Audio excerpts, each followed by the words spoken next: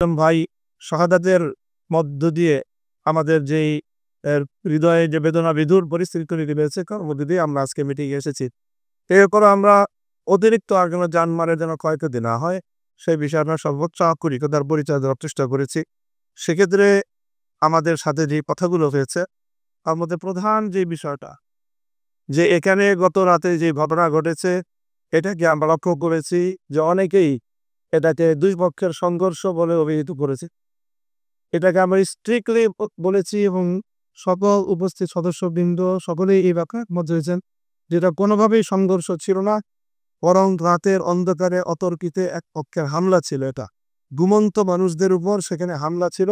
হামলা চালিয়ে এক পক্ষের অর্থাৎ সাতপন্থী লোকেরা তারা এখানে হামলা চালিয়ে আমাদের বিডিও লোকদেরকে হতাহত করেছে, খুন করেছে এবং অসংখ্য মানুষকে তারা সেখানে জখম করেছে। কাজেই এ বিষয়টা একেবারেই স্পষ্ট যে এটা কোনো সংঘর্ষ ছিল না, এটা ছিল একপক্ষীয় হামলা। আমরা এই হামলার প্রেক্ষিতে জোরদার দাবি জানিয়েছি যে এই হামলার আগে থেকে এখানে সুনির্দিষ্টভাবে কারা কারা এটার সাথে জড়িত এর অনেক প্রমাণ ইতিমধ্যে জনসম্মুখে চলে এসেছে। যে কারা সেখানে ওখানে গেট ভেঙে, বাউন্ডারি ভেঙে, সীমানা প্রাচীর ভেঙে কারা ঢুকতেছে সেগুলো ভিডিও ফুটেজ সামাজিক যোগাযোগ মাধ্যম সহ বেরোজমাধ্যমে ব্যাপকভাবে সেটা ছড়িয়ে পড়েছে এবং আইন শৃঙ্খলা রক্ষাকারী বাহিনীর দৃষ্টিতেও এগুলো রয়েছে।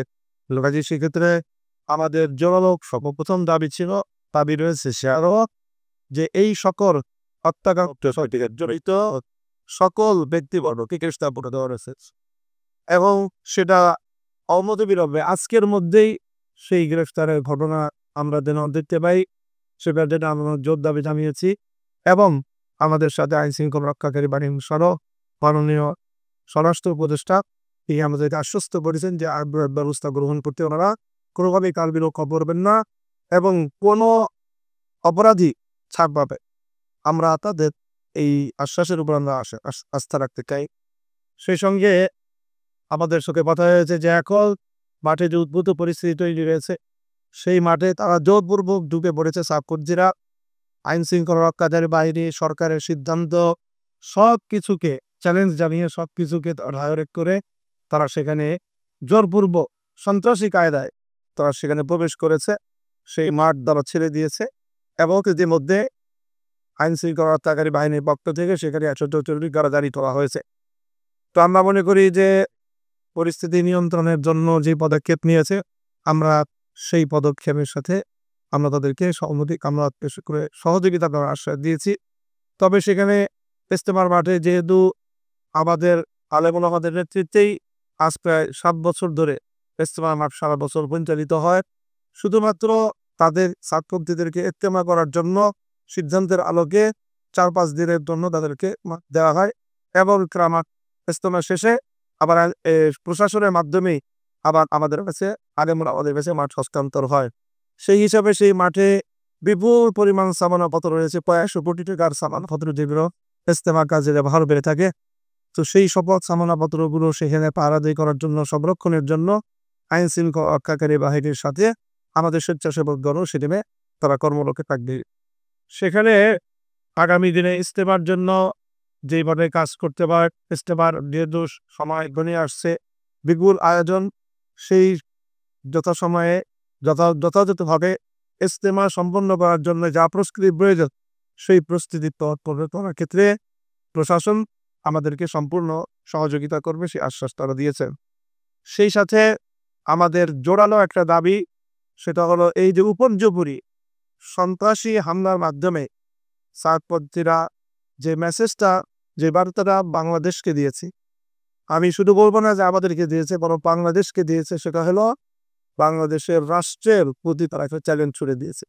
গত 2 দিন যাবৎ রাষ্ট্রের সকল গুরুত্বপূর্ণ দায়িত্বশীল রাষ্ট্রের প্রতিটি এজেন্সি সংস্থা এবং প্রশাসনের সর্বোচ্চ পর্যায়ের কর্মকর্তাদের সঙ্গে মিটিং আলোচনা হচ্ছিল যে একটা আলোচনার মাধ্যমে মীমাংসা হবে, দাবি দাবা যাই থাকে সবটাই আলোচনার মাধ্যমে মীমাংসা হবে।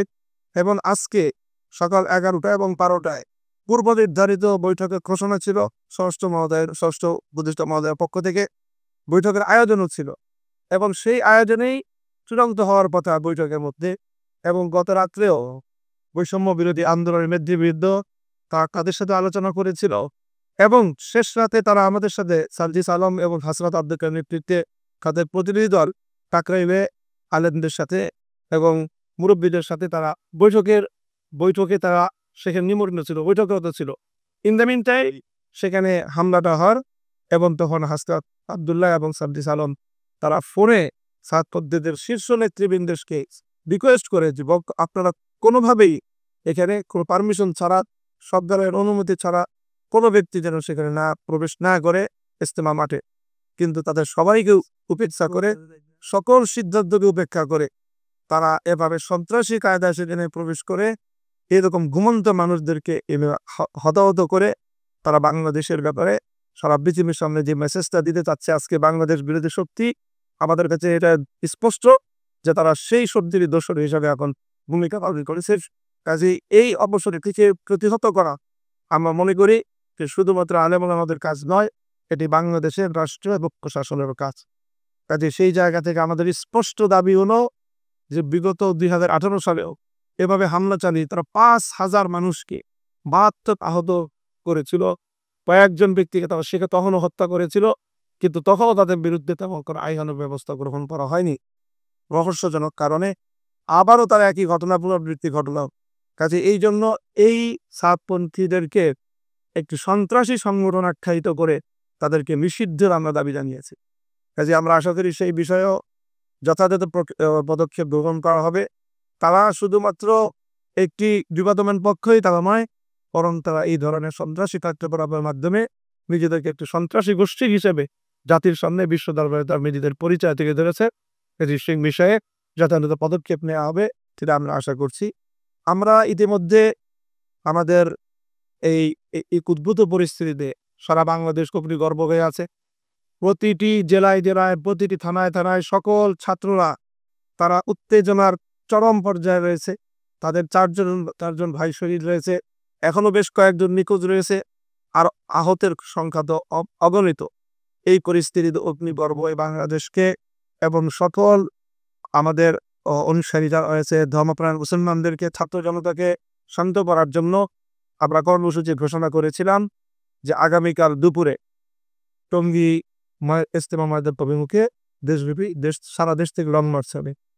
এখন আজকের বৈঠকে আমাদেরকে মাননীয় স্বরাষ্ট্র উপদেষ্টা সহ সরকারের ঊর্ধ্বতন কর্তৃপক্ষ আমাদেরকে অনুরোধ করেছেন আমরা যেন আমাদের যেহেতু অন্যান্য দাবিগুলো, সব দাবিগুলো তারা পূরণের আশ্বাস দিয়েছেন, ফলপ্রসূ আলোচনা হয়েছে, সেই প্রেক্ষিতে ওনারা আমাদের কাছে অনুরোধ করেছেন আমরা যেন আমাদের এই আগামীকালের লং মার্চ কর্মসূচি প্রত্যাহার করি।